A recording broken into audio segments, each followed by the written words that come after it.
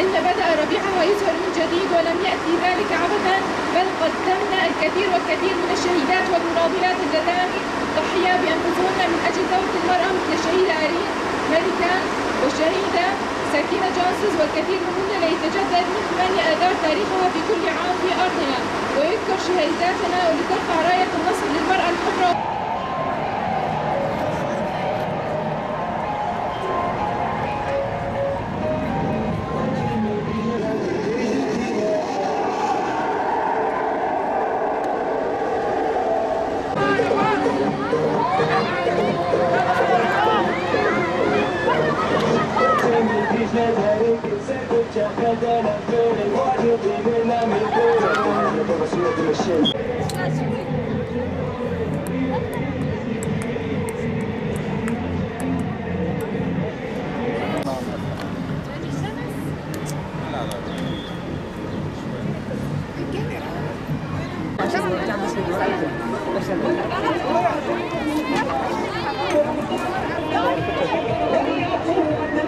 Thank you.